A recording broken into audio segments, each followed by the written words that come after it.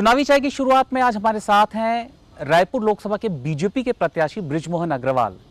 शायद कैबिनेट में स्कूल शिक्षा मंत्री भी हैं और बीजेपी ने उन्हें रायपुर लोकसभा सीट से अपना उम्मीदवार भी बनाया है। बहुत बहुत स्वागत है आपका। नमस्कार बृजमोहन जी। चुनाव लड़ने जा रहे हैं। हाल में ही विधानसभा चुनाव आपने लड़ा, बड़ी जीत दर्ज की। छत्तीसगढ़ में तो रिकॉर्ड तोड़ जीत थी आपकी, 67,000 के आसपास शायद आपने लीड लिया था। अभी 3 महीने 4 महीने पहले आपने चुनाव लड़ा, जीत मिली, अब फिर लोकसभा चुनाव। देखिए, जो राजनीति में काम करते हैं उनके लिए चुनाव तो एक जीवन का अंग बन जाता है और हमारे जैसे लोग जिनके लिए पार्टी का निर्णय सर्वोपरि होता है, पार्टी ने 4 महीने पहले चुनाव लड़वाया, जीतने के बाद मंत्री बनाया। अब पार्टी का निर्देश आ गया कि आपकी उपयोगिता दिल्ली में है, आप लोकसभा चुनाव लड़िए। तो पार्टी के निर्देशों का पालन करने के लिए हम हमेशा तैयार रहते हैं, अभी भी तैयार हैं। चाय आ गई है, चाय के साथ बातचीत बढ़ाते हैं। लेकिन एक सवाल यहाँ पर ये टिकता है कि आप क्या मेंटली प्रिपेयर थे कि एक चुनाव के ठीक बाद एक और बड़ा चुनाव?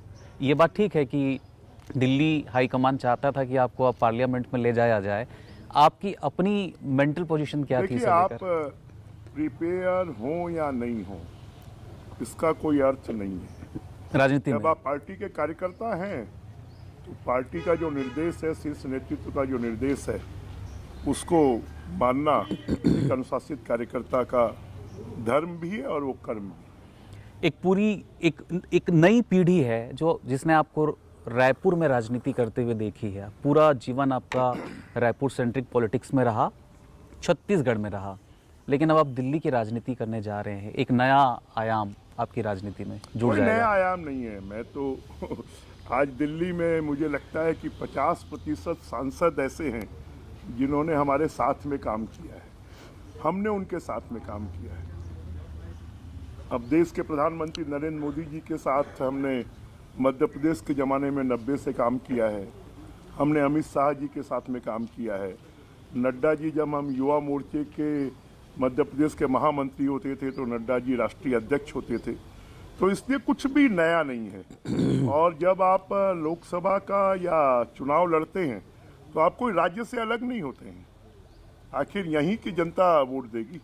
और मेरे लिए तो इसलिए भी नया नहीं है क्योंकि मैं 6 बार रमेश बैस जी का चुनाव संचालक रहा हूँ, एक बार सुनील सोनी जी का चुनाव संचालक रहा हूँ, और मेरा पूरा छत्तीसगढ़ और ये क्षेत्र अभी तो 3 जिलों में बढ़ गया है, परंतु किसी समय पर ये एक जिला हुआ करता था जब हम 90 में पटवा जी की सरकार में मंत्री होते थे। तो इन सब क्षेत्रों से, यहाँ के कार्यकर्ताओं से मैं भली भांति जनता से भली भांति परिचित हूँ, इसलिए मेरे लिए कुछ भी नया नहीं। लोग जो कह रहे हैं कि आप दुखी हैं, तो ये बात कितनी सच है, कितनी गलत है? मैं क्यों दुखी रहूंगा?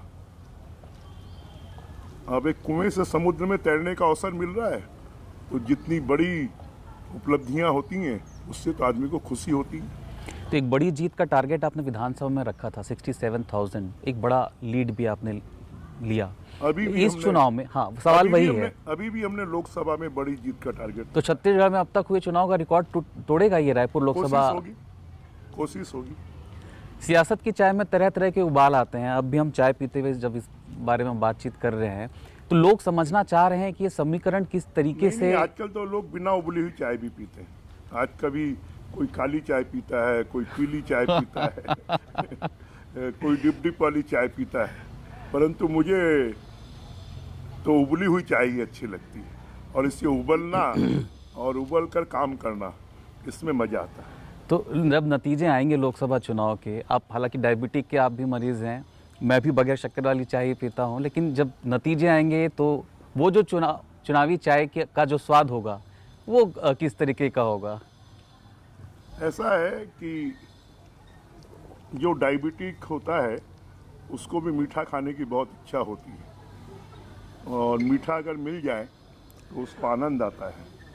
तो हम चुनाव के बाद मीठी चाय पिएंगे। कांग्रेस पार्टी ने उम्मीदवार बनाया, विधानसभा चुनाव हारकर एक बार फिर कांग्रेस ने लोकसभा की टिकट दी है। एक ओपोनेंट के तौर पर विकास उपाध्याय को आप कहाँ देखते हैं? हालांकि आपकी राजनीति शुरू हुई थी तब विकास उपाध्याय छोटे रहे होंगे, अब कॉम्पिटिटर के तौर पर। कि जो युद्ध होता है उसमें कभी सामने वाले को कमजोर नहीं मानना चाहिए। हमारी ये लड़ाई विकास उपाध्याय से नहीं, कांग्रेस पार्टी से है, और हम उसी जज्बे के साथ में, उसी उत्साह के साथ में, उसी जोश के साथ में चुनाव लड़ेंगे जैसे हम बाकी चुनाव लड़ते हैं। मुद्दे बड़े प्रभावी होते हैं चुनावों में। विधानसभा चुनाव के अपने अलग मुद्दे होते हैं कि राज्य की सियासत पर बात करनी होती है।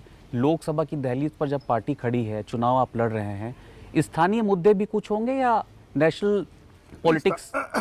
स्थानीय मुद्दे होंगे।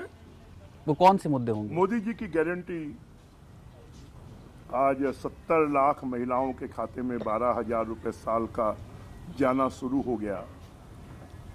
देश के इतिहास में पहली बार कोई राज्य सरकार है जो 1 एकड़ के पीछे सपोर्ट प्राइस के अलावा 20,000 रुपए लगभग उनके खाते में धान का पैसा भेज रही है। 2 साल का बचा हुआ बोनस का पैसा सब किसानों के खाते में चला गया। साथ में ऐसे अनन्य मुद्दे हैं जिनको लेकर छत्तीसगढ़ की सरकार ने बहुत तेजी से काम किया है, और मोदी जी ने इन सब चीज़ों की गारंटी दी थी। ये पहली बार है देश के इतिहास में कि 5 साल के वादों को 3 महीने में पूरा कर दिया गया, और मोदी जी के ऊपर में इस देश की जनता को, छत्तीसगढ़ की जनता को बड़ा विश्वास है। और हमने नारा दिया है कि हम ही ने बनाया है, हम ही संवारेंगे। और अब तो डबल इंजन की सरकार है, तो छत्तीसगढ़ में भी बीजेपी, दिल्ली में भी बीजेपी, तो डबल इंजन की सरकार है, तो तेजी से डबल विकास होगा यहाँ पर। आपने कहा 5 साल के जो वादे थे 3 महीने में पूरा बीजेपी सरकार ने कर दिया, साय कैबिनेट, साय सरकार ने कर दिया।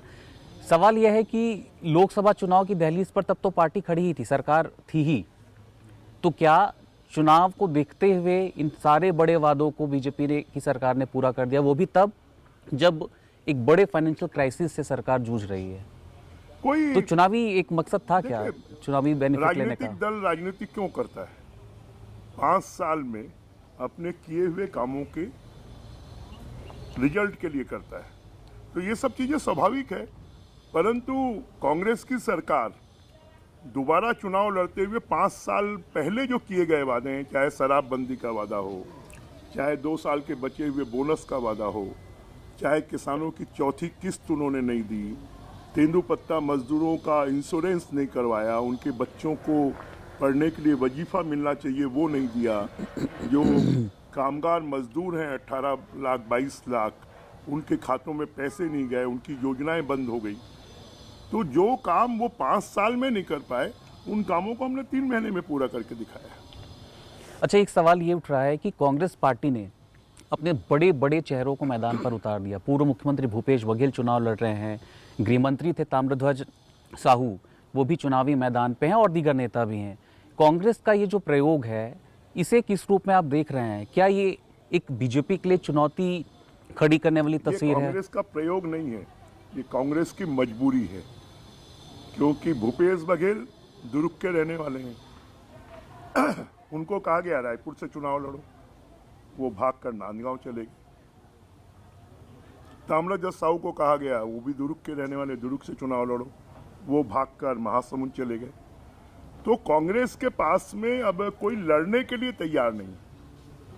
कांग्रेस को अपनी वस्तु स्थिति मालूम है, और इसलिए कांग्रेस के नेता तो मजबूरी में अपनी इज्जत बचाने के लिए, साख बचाने के लिए उन्होंने सेफ सीटें ढूंढी हैं और वहां से चुनाव लड़। सेफ सीट से मतलब है कि राजनांदगांव कुर्मी बहुल इलाका हुआ, और महासमुंद साहू समाज का एक बड़ा सीट नहीं, उनको एक डर है कि हमारी जमानत बच जाए।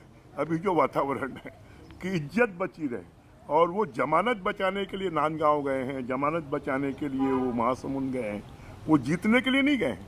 तो जमानत बचेगी या बीजेपी को कड़ी चुनौती ये नेता देंगे? कड़ी चुनौती तो सवाल ही नहीं है, परंतु हमारी कोशिश होगी कि उनकी जमानत ना बचे। हालांकि एक सवाल ये भी है यहाँ पर, जब कांग्रेस पार्टी की बात हो रही है, 5 सीटें अभी भी बाकी हैं जहाँ पर कांग्रेस ने कैंडिडेट डिक्लेयर नहीं किया, और बीजेपी ने सभी 11 सीटों पर एक साथ उम्मीदवारी घोषित की, और ये सभी 11 उम्मीदवार जो बीजेपी के हैं, ये चुनावी रणनीति के पैमाने पर तो आगे बढ़ते दिखते हैं। कांग्रेस कहाँ चूक करती देखिए, बैठ रही कांग्रेस है? के पास तो कैंडिडेट ही नहीं है। कांग्रेस चुनाव लड़ने की स्थिति में ही नहीं है। कांग्रेस में भगदड़ मची हुई है। मैं सोचता हूं कि कांग्रेस के 25% कार्यकर्ता तो कांग्रेस छोड़कर और बीजेपी में शामिल हो गए हैं। और अभी 2 दिन पहले की घटना राजनांदगांव जिले में एक कार्यकर्ता ने जिस प्रकार से मंच से अपनी बात कही है, वो अमूमन कांग्रेस के हर कार्यकर्ता के दिल की बात है कि कांग्रेस के कार्यकर्ताओं को 5 साल में कोई महत्व नहीं मिला और कांग्रेस ने जो वादे किए वो पूरे नहीं हुए और इसलिए अब कांग्रेस में भगदड़ की स्थिति है। कांग्रेस ने इस भगदड़ को रोकने के लिए अपने दिग्गजों को यहाँ वहाँ वो लड़वाया। एन चुनाव के पहले पूर्व मुख्यमंत्री भूपेश बघेल के खिलाफ ईओडब्ल्यू ने एफआईआर भी दर्ज कर दिया। इस पर रिएक्शन भी भूपेश बघेल ने दिया। उन्होंने ये कहा कि एक राजनीतिक द्वेष की वजह से इस तरीके से सरकार जो है वो आगे बढ़ रही है।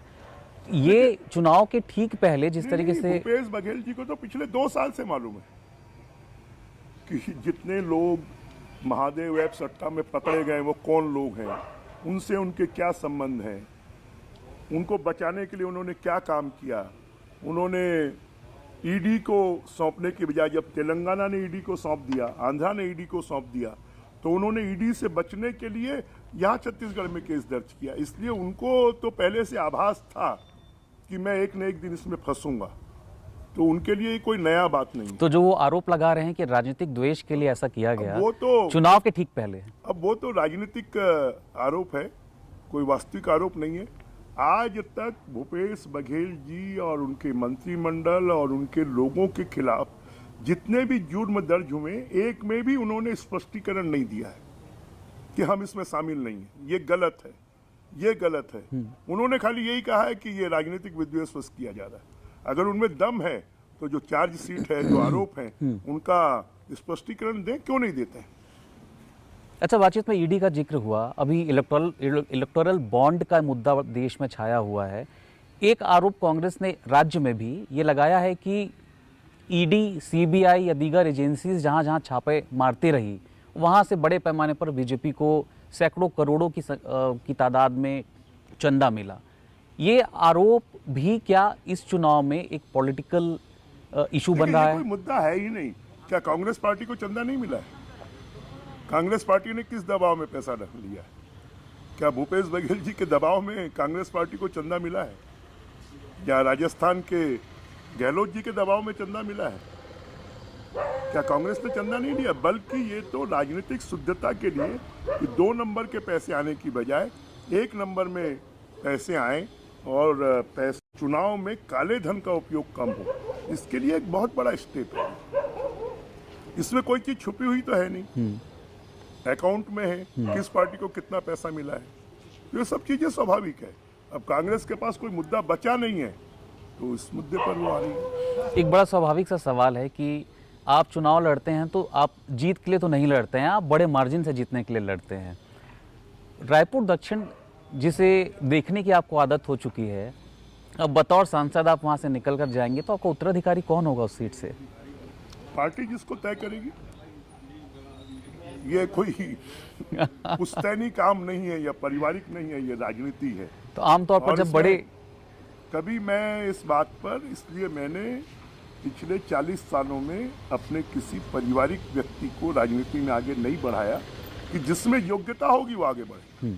मैंने किसी को स्थापित करने की कोशिश नहीं की। आज भी मेरे बच्चों को, मेरे परिवार के लोगों को लोग जानते नहीं है। नहीं, सवाल इसलिए क्योंकि कोई बड़े कद का नेता होता है तो मैं इस प्रकार की राजनीति में विश्वास नहीं करता कि हमको किसी को मार पीट कर, ढकेल कर राजनीति में लाना है। जो योग्य होगा वो आएगा। जीत तो आपकी तय लोग मानकर चल रहे हैं क्योंकि आपने बड़ा एक जीत का मार्जिन भी रखा है, 5 लाख से ज़्यादा। चुनाव जीतने और केंद्र में एनडीए की सरकार बनने की स्थिति में आप अपनी भूमिका को किस रूप में देख रहे हैं? अपनी भूमिका को, मेरी भूमिका मैं तय नहीं करता हूँ, मेरी भूमिका पार्टी तय करती है, शीर्ष नेतृत्व तय करता है।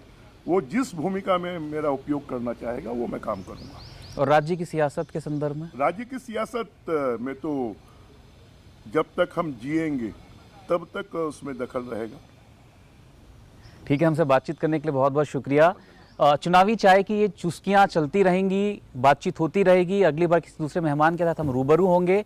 अब फिलहाल आज हमारे साथ रायपुर लोकसभा के बीजेपी के उम्मीदवार बृजमोहन अग्रवाल जी थे। बड़ी ही बेबाकी से उन्होंने जवाब दिया, खास तौर पर उत्तराधिकारी को नियुक्त करने के संबंध में दो टूक कह रहे हैं कि जो भी पार्टी तय करेगी वो उनका उत्तराधिकारी होगा। बातचीत का सिलसिला आगे भी जारी रहेगा। धन्यवाद। नमस्कार।